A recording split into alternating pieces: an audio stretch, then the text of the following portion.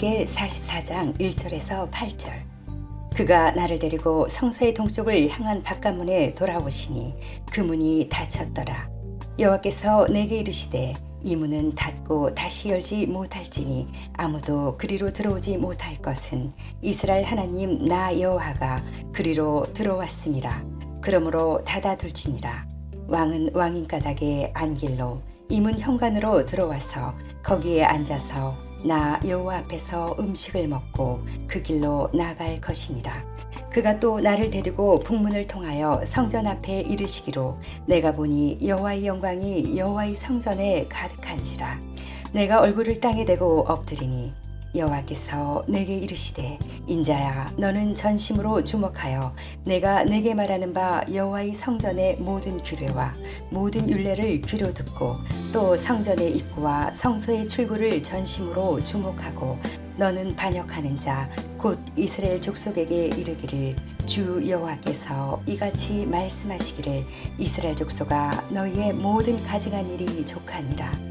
너희가 마음과 몸에 할례받지 아니한 이방인을 데려오고 내 떡과 기름과 피를 드릴 때에 그들로 내 성소 안에 있게 하여 내 성전을 더럽힘으로 너희의 모든 가증한 일 외에 그들이 내 언약을 위반하게 하는 것이 되었으며 너희가 내 성물의 직분을 지키지 아니하고 내 성소에 사람을 두어 너희 직분을 대신 지키게 하였느니라.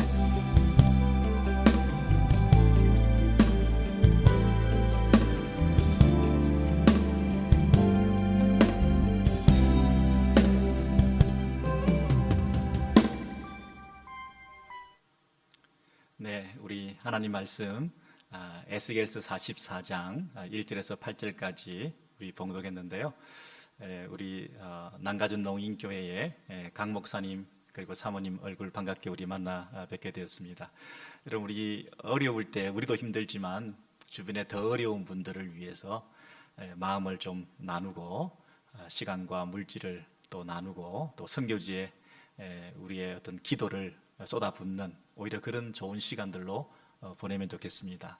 여러분이 혹시 주변에 더 어려운 분들을 생각하시면서 교회를 통해서 헌금하고 싶다든지 하시면 난가준 농아교회도 마찬가지고요.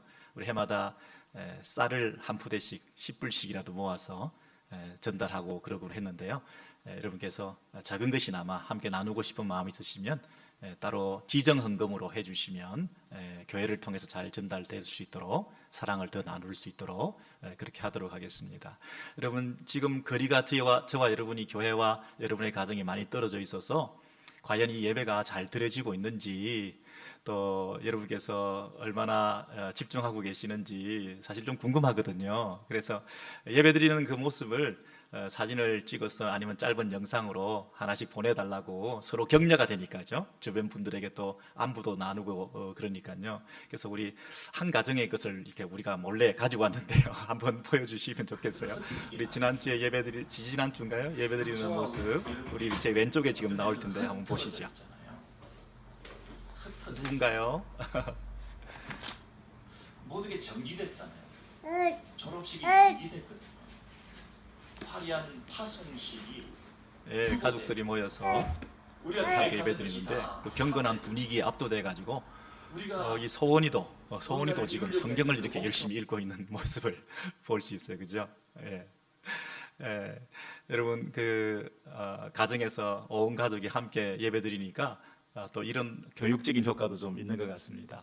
우리 이영일 집사님 된 가정에서 소은이가 성경 읽는 경건한 모습을 우리가 보았습니다. 여러분들께서도 혹시 서로에게 좀 교제가 될 수 있도록 격려가 될 수 있도록 사진 찍는 게 좀 이상하긴 해도 그래도 함께 예배드리고 있다 하는 걸 우리가 함께 확인하고 싶기도 하고 그래서 하나씩 보내주시면 큰 힘이 되겠습니다. 여러분 오늘 에스겔서 44장 1절에서 8절의 말씀은 설교 제목이 여행길이 활짝 열리다 라는 제목입니다. 지금 우리가 여행은커녕 출입도 잘 못하고 외출도 잘 못하고 있는데요. 우리가 텅 빈 교회당에서 저희들이 지금 예배를 드리고 있는데요. 여행길이 활짝 열리다 이게 무슨 이런 시국에 걸맞는 내용일까? 여러분 좀 궁금하지 않으십니까? 예. 그런 면에서 오늘 44장 이 본문으로 들어가기 전에 에스겔서 1장으로 가셔가지고 1장의 그 배경을 한번 쭉 다시 한번 살펴보고 복습을 해봐야 될 것 같은데요. 예. 에스겔서 1장 1절, 2절, 3절에 보시면 내가 그발 강가 사로잡힌 자 중에 있을 때에, 여러분 사로잡힌 자, 포로된 자 중에 있을 때에 그발 강가, 바벨론에 포로된 상태에 잡혀와 있다 하는 것이죠.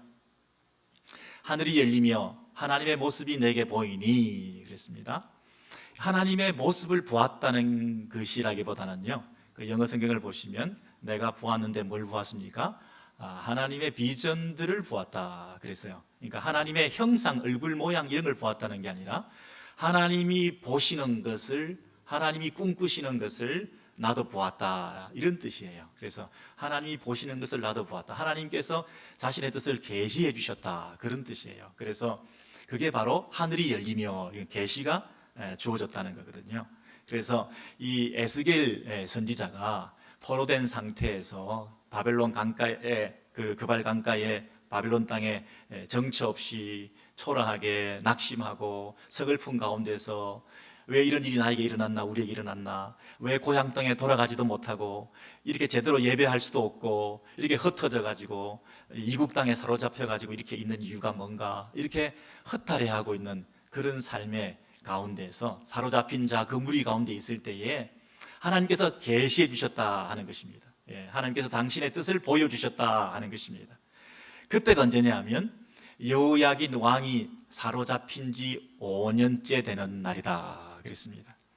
여러분, 여호야긴 왕은 그 이스라엘 땅의 마지막 왕이 될 수 있겠죠. 사로잡혀 왔으니까 함께 포로된 자로 왔다는 것이에요.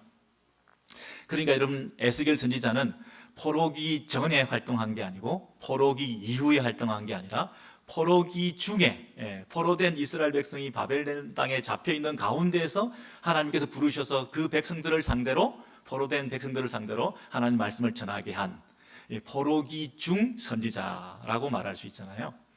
그런데 왜 여호야긴 왕이 사로잡힌 지 5년 이런 연대를 썼을까요? 이미 망했는데 무슨 사로잡혀 와 있는 그 왕이 무슨 의미가 있다고 그 여호야긴 왕을 들먹이면서, 이 왕은 무슨 왕, 다 폐위되고 포로로 잡혀왔는데 무슨 왕, 그죠? 근데 이 얘기 속에 비참함, 이스라엘의 절망, 왕도 사로잡혀 와 있다는 그 치욕스러움, 그 왕이 사로잡혀 포로로 끌려와 있는 이 포로된 무리 가운데에 드리워져 있는 어두운 그림자, 이 나라가 망한 그 어떤 치욕의 날로부터 5년이 되었다 하는 그런 부끄러움의 역사를 우리가 반추해 볼 수 있는 그런 연대표기라고 말할 수 있죠. 여호야긴 왕이 사로잡힌 지 5년째다. 야, 이 5년째 이 사로잡혀 와서 이렇게 억울하고 힘든 일을 당하고 있구나. 그런 마음의 쓰라림이 있는 거죠. 여러분은 어떠신가요? 지금 어렵고 힘든 일을 당하신 이후에 몇 년째 이러고 계신가요? 여러분, 혹시 원치 않는 곳에 내가 꼼짝달싹 못하고 사로잡힌 것처럼 운신의 폭이 없는, 먹고 살기 위해서 어차피 이 일은 어쩔 수 없이 하는데 하고 싶지 않은 이 일에 종사한 지 지금 몇 년째다. 내가 원치 않는 사람들하고 관계를 하고 있는 이 상황이 얼마나 계속되었다. 원치 않는 곳에 원치 않는 사람과 원치 않는 일을 내가 지금 계속하고 있다. 미국 땅에 온 지 내가 이게 정말 감옥살이 같다. 미국 땅에서 축복의 땅이기도 하지만 좀 힘들게 우리가 살고 있다. 내가 이렇게 궁색하게 살게 된 지가 벌써 몇 년째다. 내가 어느 날부터 비즈니스가 힘들고 가정이 어려워서 여러 가지 복잡한 일들이 많이 생겨서 내가 몇 년째 이루고 있다. 줄이고 줄여서 내가 여기까지 왔네.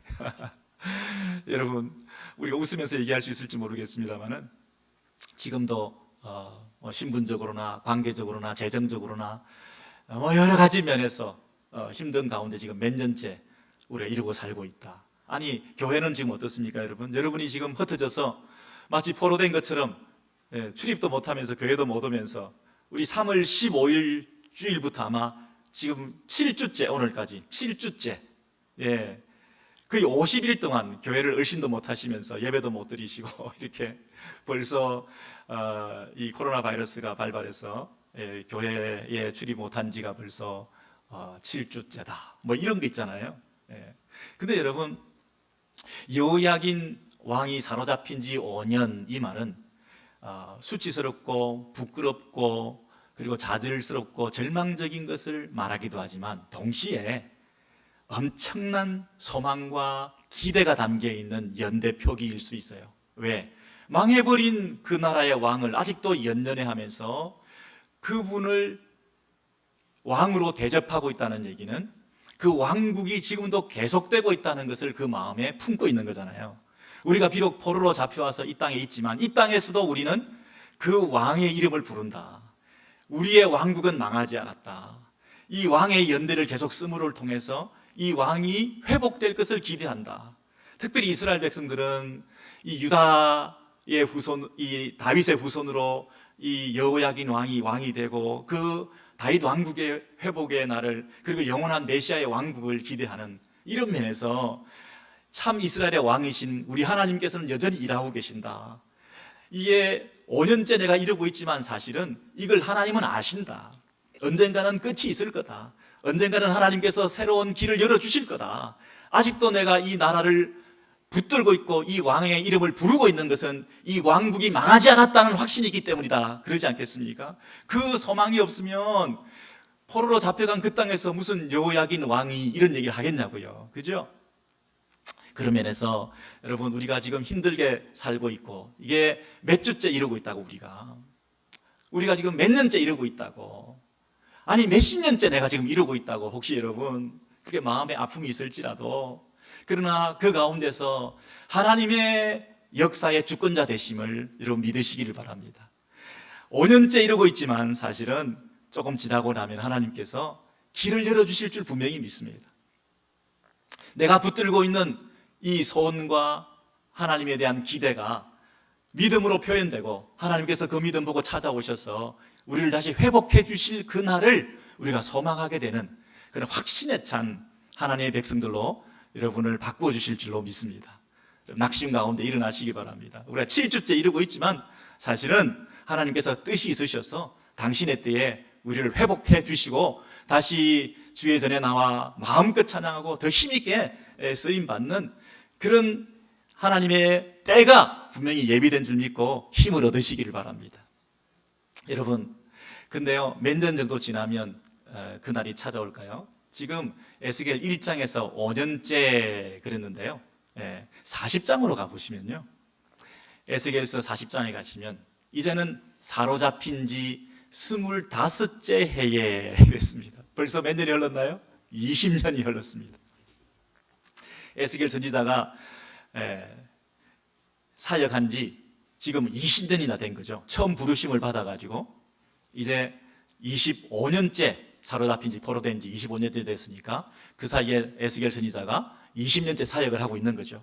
근데 뭐 아무런 무슨 변화가 없어요. 오신다 하던 그분은 왜 안 오시냐, 계속 욕만 먹고 있을 수도 있겠죠. 그런데 사로잡힌 지 25째 해에 뭔가 일이 생기기 시작한 거예요. 여러분 주목해서 보시면 그 다음에 한 문장이 더 있는데, 성이 함락된 후 14째 해에, 아니 이건 또 뭐죠?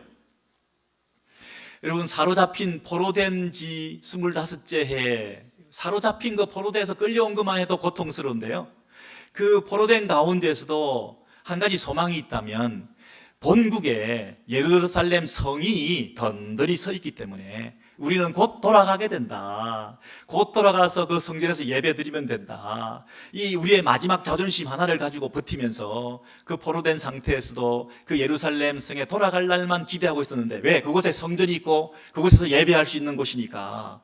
그게 우리의 마지막 최후의 보루였잖아요. 그게 마지막 자존심의 근거였잖아요. 그래서 그 땅에서 얼마든지 참을 수 있었는데요, 세상에 어느 날 12째 해 되는 날 본국에서 도망쳐 나온 사람이 소식을 전하기를 예루살렘 성이 무너졌다는 소식을 들은 거예요. 세상에.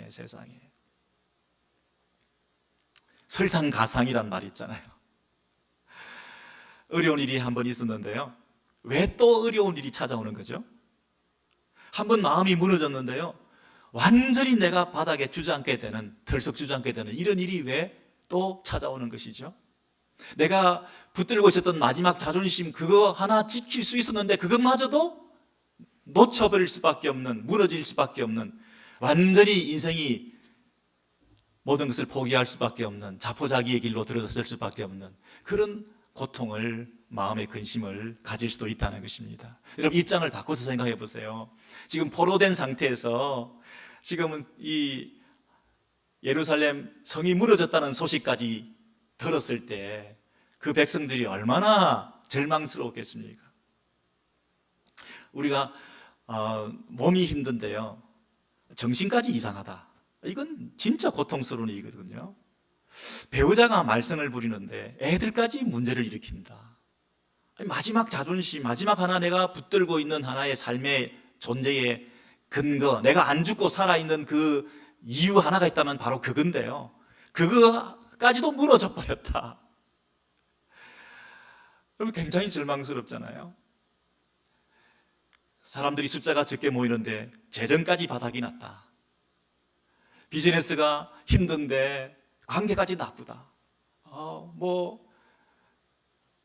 매상도 떨어졌는데 또 오디시 나와가지고 뭘 검사를 하고 조사를 한다. 이러면요, 이거 다 버리고 포기하고 그냥 주지 않고 싶은 그런 마음이 없을까요? 세상에 여러분, 이렇게 고통이 반복적으로 중복해서 막 이렇게 생겼을 때 이스라엘은 참 힘들었을 텐데요. 그 25째 해, 그리고 포로된 지 25째 해, 성이 함락된 후 14째 해, 이렇게 2중고 3중고를 겪으면서 힘들어하고 있는 가운데 바로 그때에 하나님께서 임하셨다는 거예요. 찾아오셨다는 거예요. 여러분, 여러 가지로 힘들어하고 계시는 여러분들에게 오늘 이 아침에 하나님께서 찾아오시는 은혜가 임하시기를 주의 이름으로 소원합니다. 여호와의 권능이 내게 임하여 하나님이 함께 해주신다는 것입니다. 결단코 하나님이 우리를 버리신 게 아니었던 거예요. 고통이, 불행이 중복해서 반복해서 자꾸 일어난다고, 잇따라 일어난다고 해서 그것이 하나님께서 나를 버리신 사인이 아니었다는 거예요. 그 마지막 자존심, 마지막 내가 붙들고 있는 최후의 보루, 그것까지도 하나님께서 다루기를 원하시는, 아직도 내가 움켜쥐고 있는 그 부분을 하나님께서 타치하시기를 원하시는, 정리하기를 원하시는 그 뜻이 있으셨던지 몰라요. 힘들다 해도 나는 지금 괜찮아. 내가 든든하게 지키고 있는 게 있잖아. 밸런스도 조금 있고, 든든하게 쌓아놓은 것도 있고, 내 주변에 아는 사람들도 많고, 미국에서 갈래가 하루 이틀 하나, 이럴 수도 있지 하면서, 여러분, 지금 우리가 더 바닥 체험을 하고, 더 영적으로 하나님이 바짝 엎드려서 회개의 불을 지펴서 나아가야 될 때인데도 불구하고, 그냥 우리는 괜찮다는 거예요, 지금. 특별히 문제 없다는 거예요. 내가 안전을 다 장치를 해놨다는 거예요. 과연 그럴까요, 여러분? 성이 함락되었을 때에 포로된 자에게 그때 하나님이 찾아오시는 거예요. 하나님의 권능이 임하여 이때 하나님의 능력을 맛보는 거예요. 이때 하나님의 음성이 들리는 거예요. 세상의 소음들이 다 사라지고 모든 것이 절망스러울 때 하나님의 음성만 우리가 올곧게 듣고 순종할 수 있는 길이 열리게 되는 거예요. 하나님께서 이때를 지금도 우리에게 기다리고 계시는지 모르겠어요. 이 하나님께서 에스겔을 부르셔가지고 이미 20년 전에도 불렀는데 한 20년을 기다리시면서 이제 때가 되었다는 거예요. 너도 그렇고, 그리고 이스라엘 백성들의 상태도 그렇고, 이제다 내가 본격적으로 너에게 보여줄 것이 있고 회복시켜줄 이제 그 사역의 시작이 있게 되었다 하시면서 에스겔 선지자를 데리고 이스라엘 땅으로 가시되 그랬습니다. 여러분, 지금 거리상으로 엄청 떨어져 있는데요, 이상 중에, 하나님의 이상 중에 하나님이 보시는 것, 하나님의 환상을 에스겔이 보면서 하나님께서 계시해 주신 그 내용 가운데서 지금 에스겔 선지자가 하나님의 손에 이끌려서 어디를 갔다고요? 이스라엘 땅으로 갔다는 거예요. 여러분, 이 부분을 잘 기억하시면 좋겠습니다. 나를 데리고 이스라엘 땅으로 가시되, 에스겔이 하나님과 함께 이스라엘 땅으로 가는 그 환상을 보았다는 것입니다. 놀랍죠, 여러분? 그래서 여행길이 활짝 열리게 된 거예요. 꼼짝 못하고 포로 잡혀 있는 이런 상태에서 세상에 환상 가운데 이스라엘의 그 예루살렘 성을 향하여 여행을 갔다는 것입니다. 하나님께서 데리고, 아니 하나님께서 이 여행을 친히 주관하시는 거예요. 이 하나님이 꽉 붙들고 참 자유를 누리게 하시면서 마음껏 여행길을 열어주시며 함께 가게 되었다는 것입니다. 놀라운 일이 벌어졌습니다. 어디까지 갔습니까? 하나님의 이상 중에 나를 데리고 이스라엘 땅의 높은 산 위에 내려놓으시는데 그 땅에서 보니까 성읍 같은 것이 있더라. 그 성읍에 가서 나를 데리시고 거기에 이르시니, 그 성읍까지 이제 내려가신 거죠. 예. 그까지 갔는데, 여행사에서 데려다 줬는데 거기서 가이드를 하나 만나게 해주신 거예요. 누구를 만나느냐면, 나를 데리고 거기에 이르시니 빛난 사람 하나가, 이 청동처럼 빛나는 사람 하나가, 아주 빛나는 사람 하나가 그곳에서 가이드를 해주시는데요, 이분이 얼마나 파워풀하고 얼마나 친절한지요. 나를 데리고 이것저것 다 보여주시는 거예요. 근데 특징이 하나 있는데, 그분이 뭘 들고 있느냐 하면 3줄과 청량하는 장대를 가지고 그랬습니다. 이 여행 가이드의 특징은 뭐냐면, 다른 무전기나 지도나 이런 걸 가지고 있는 게 아니고요, 장대, 재는 메저할 수 있는 이 그 다음에 줄, 이런 걸 들고 우리를 가이드해 주신다는 거예요. 장대를 가지고 내게 보이는 것을 눈으로 보고 귀로 들으며 네 마음으로 생각할지어다. 여러분, 이 여행 가이드는요, 우리에게 뭐라고 얘기를 하냐면, 눈으로 봐라, 그리고 귀로 들으라, 그리고 마음으로 생각해라. 세상에, 우리는 여행 가면 눈으로만 보기만 볼 때도 많거든요. 그리고 귀로는 잘 안 들을 사람도 있어요. 그죠? 설명도 잘 안 듣고, 예. 그리고 눈으로 보고 귀로는 듣지만 마음으로 생각은 잘 안 하고 그냥 다니기가 쉬운데요, 이 여행은요, 눈과 귀와 마음을 활짝 열고 이 여행을 함께 가야 된다고 얘기를 하고 있어요. 여러분, 같이 여행을 지금 떠나고 계시는 거죠? 이것을 내게 보이려고 이리로 데리고 왔나니, 그 포로된 상태에서 에스겔을 먼저 데리고 와가지고 이 성읍을 보여주기 위해서 데리고 왔다는 것입니다. 너는 다 이스라엘에게 전할지다. 네가 보고 듣고 생각한 것을 이스라엘에 가서 전해라 그랬습니다. 그리고 그때부터 이분이 뭘 하느냐 하면, 같이 다니면서 그 줄과 자를 가지고 담을 청량하기 시작한 거예요. 그 성읍을 청량하기 시작한 거예요. 그 안뜰, 바깥뜰, 성소 다니면서 예루살렘 성과 성전에 대해서 자로 다 재는 거예요. 두께가 한 장대요, 높이가 한 장대요, 500척이요, 300척이요 하면서 다 재는 거예요. 여러분, 질문이 생기시죠? 우리가 여행을 갔으면 보고 듣고 즐기고 먹고 오면 되는 건데, 무슨 견적 보러 갔습니까? 왜 줄자를 가지고 장대를 가지고 다 이게 길이를 측정을 하고 있습니까? 왜 그럴까요? 여러분, 우리가 지금 포로된 상태에 있다고 생각하십시오. 그리고 예루살렘 성전이 무너졌다고 생각을 하십시오. 그러면 우리에게 있어서 가장 큰 필요는 뭡니까? 우리가 가장 마음에 품고 있는 소원은 무엇입니까? 포로된 상태에서 건진받아 다시 본국으로 돌아가는 것이고, 고향으로 돌아가는 것이고, 그리고 성전이 무너졌다면 그 성전이 복원돼서 재건축하면 되는 거잖아요.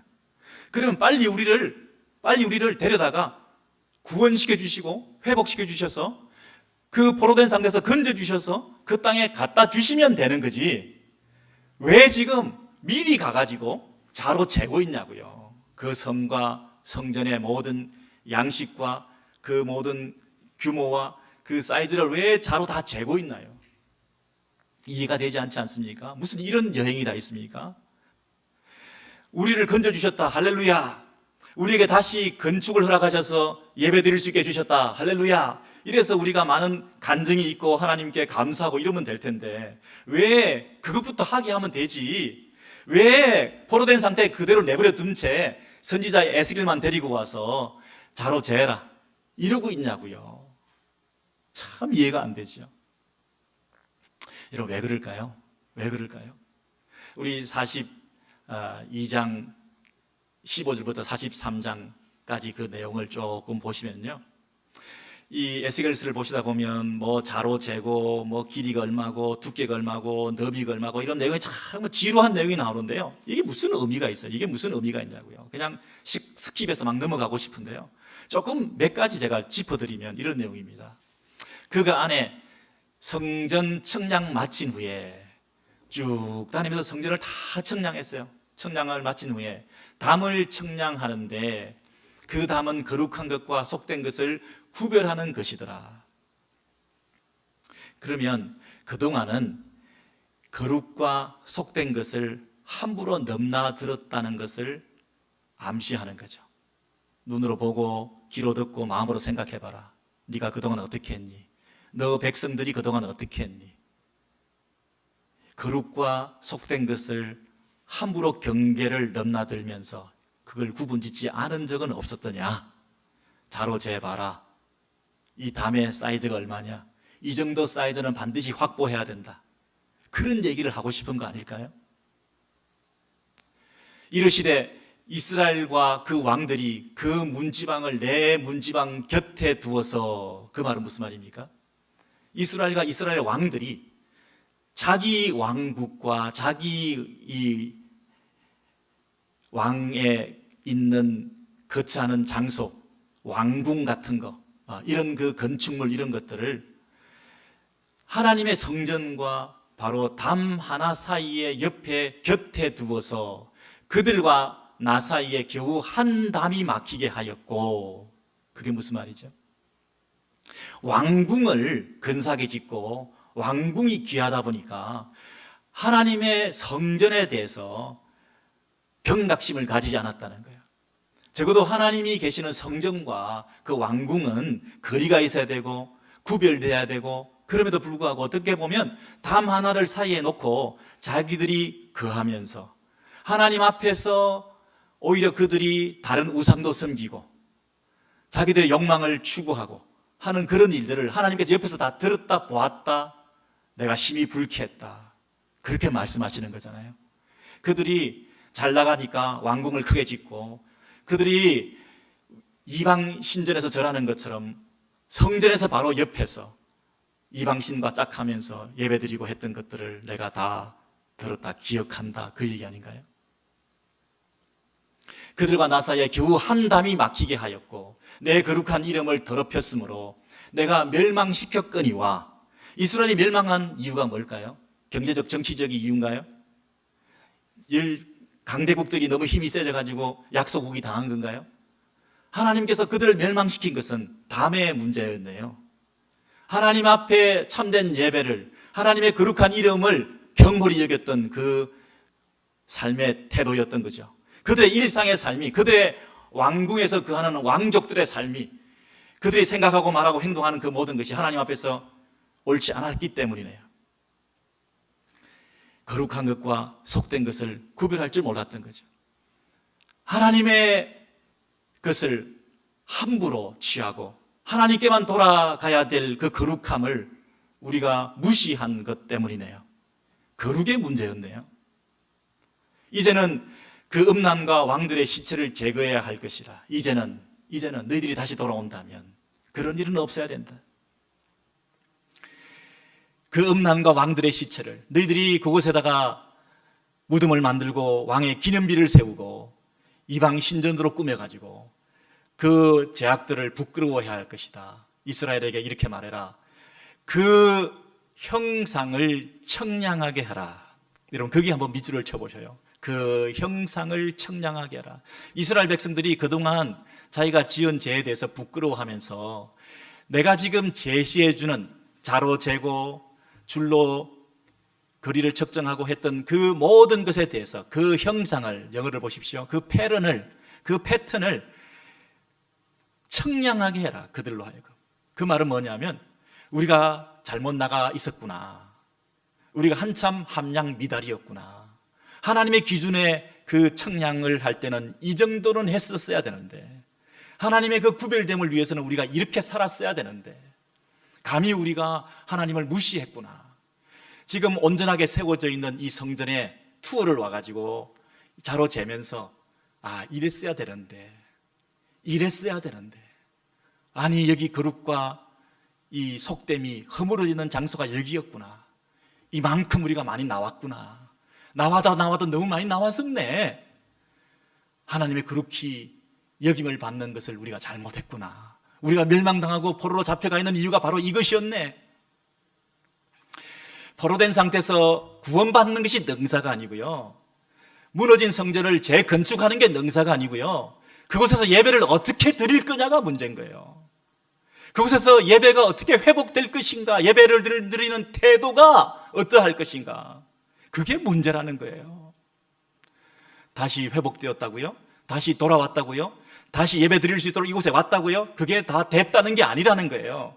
떨어져 있다면, 흩어져 있다면, 그 흩어지고 떨어져 있는 상태에서 여러 가지 어려운 일이 반복적으로 당하면서 이곳을 절반 갈망하고 사모하면서 이곳에서 함께 예배드리고 싶다면 너희들이 먼저 해야 될 것이 있다는 거예요. 잘못 살았구나. 하나님 앞에서 우리가 까불었구나. 그 형상을 청량하게 하라. 우리의 수준은 이 정도가 됐단다는 거예요. 네가 와서 자로 재고 투어를 다니면서 구석구석 다 살펴보았지? 사이즈는 이렇게 해야 되는 거야. 너를 먼저 데리고 와서 이걸 잘 보고 듣고 마음에 생각해서 돌아가서 얘기를 해. 그러면 maybe 너희들이 돌아올 수 있게 될지도 몰라. 이런 태도가 없이, 이런 자세의 변화가 없이 돌아온들 무슨 소용이 있어?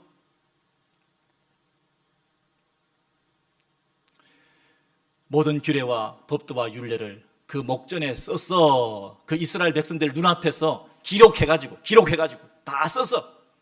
지켜 행하게 하라. 성전을 지키는 법은, 성전에서 예배하는 법은, 성전을 세우는 법은 바로 이러이러하니라. 이 성전에서 하나님을 예배한다는 것은 이렇게 중요한 문제고, 먼저 그분의 거룩한 이름을 더럽히지 않도록 애를 써야 되는데 우리가 이런 법에서, 이런 문제에서 너무 많이 물러서 양보하고 있었기 때문에 이 하나님의 성전에서 영광이 떠나게 된 거야. 이 성전이 무너지게 된 거야. 그렇게 말씀을 하시는 거죠. 여러분, 결정적으로 오늘 본문으로 돌아오시면요, 한 가지만 더 살펴보고 말씀을 마무리할 텐데요, 44장에서 이렇게 말씀하십니다. 그가 성소의 동쪽 문에 들어오시니 그 문이 닫혔더라. 여호와께서 이 문은 닫고 다시 열지 못할지니 아무도 그리로 들어오지 못할 것은, 하나님께서 이제 성전에 들어오셨는데요, 들어오시고 나서는 문이 닫혔다 그랬어요. 나 여호와가 그리로 들어왔습니다. 그러므로 닫아둘지니라. 문을 닫아둘지니라. 여호와의 영광이 성전에 가득한지라. 여러분, 하나님의 영광이 성전 안에 가득한지라. 그러므로 이 거룩한 하나님의 영광이 가득한 이 성전에 더 이상 다른 것이 들어올 수 없다는 것입니다. 문을 닫아라 그랬습니다. 이 에스겔 선지자가 하나님의 영광이 성전에 가득하니까 엎드려서 성전의 모든 규례와 율례를 듣고 성전의 입구와 출구를 전심으로 주목하고 너희 가정한 일이 족하니라, 이렇게 말씀을 들었던 거죠. 규례를 듣고 성전의 입구와 출구를 전심으로 잘 살펴서 입구와 출구를 주목하라는 거예요. 주목하고 너희 가정한 일이 족하니라. 더 이상은 가정한 짓을 하지 마라. 그 가정한 일이 뭐냐면 뭐죠? 이방인을 데려 내 성소 안에 있게 하며 내 성물의 직분을 지키지 않고 내 성소에 사람을 두어 너희 직분을 대신 지키게 하였니라 그랬습니다. 여러분, 교회 안에는, 성전 안에는 이 직분자들이 있잖아요. 이 성물을 맡아서 각자 듀리가 있다고요. 예배드리기 위해서 맡으신 각자의 역할들이 있다고요. 그런데 그 역할들을 수행함에 있어서 자기가 그것을 하는 것이 이제는 지겹고 루틴하게 됐으니까 이 정도는 내가 안 해도 다른 사람을 시켜서 할 수도 있다고 생각을 한 거예요.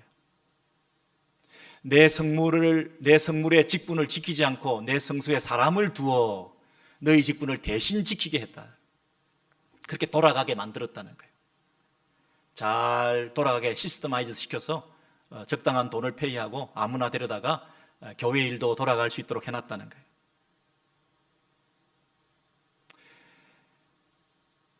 이방인들이요, 이스라엘 사회에 있었습니다. 외국인들 중에 이스라엘을 동경해서 이스라엘이 믿는 하나님을 섬기기 위해서 같이 들어와 있는 외국인들도 많이 있었습니다. 그러나 이 이방인들은 함께 살고 있다고 해서 성전에 들어올 수 있게 된 건 아니었어요.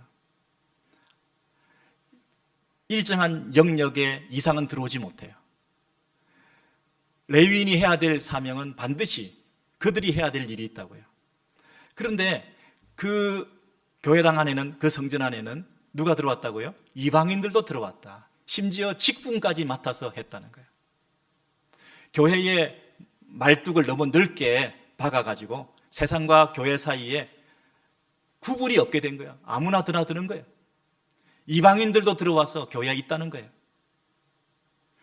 그런 면에서 하나님의 성소에서 이런 마음과 몸의 할례를 받지 않는 자들이 함께 교회 일을 하고 멤버십을 가지고 심지어 교회 직분까지 감당하면서 그렇게 하나님을 섬기고 있었던 그 모습에 대해서 하나님께서 불편해 하셨던 거예요.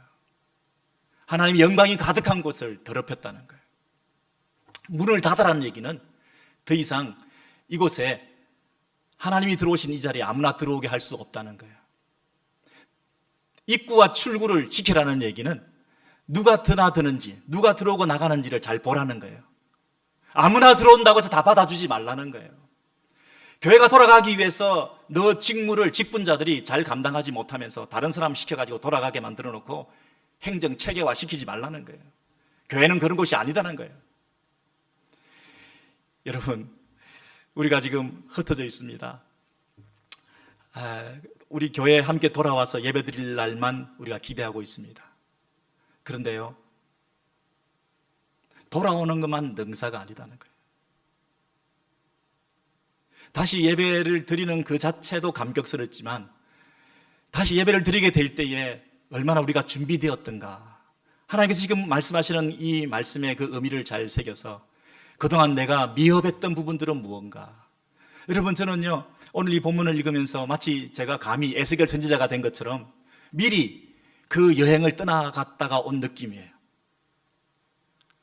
우리가 이렇게 된 것은 우리 교회뿐의 문제는 아니겠지만 우리의 비즈니스나 우리의 가정생활이나 우리의 교회생활이나 모든 영역에서 우리가 다 무너져 내려 있는 것처럼 이런 상황에 있을 때 우리가 냉정하게 하나님 앞에서 자신의 모습을 비교하고 반성해 볼 때에 그 원래 오리지널에서 그 하나님의 그 아이디어란 그 밑그림에서부터 얼마나 우리가 이탈되어 있는가.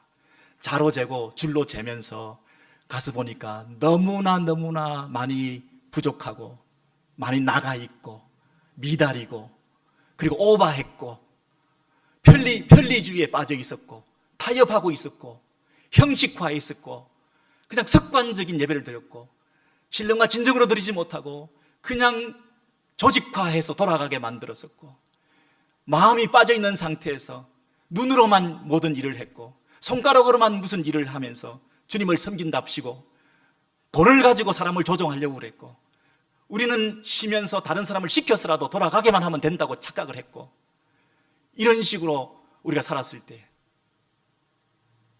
하나님의 교회는 이렇게 어려워지는 거구나.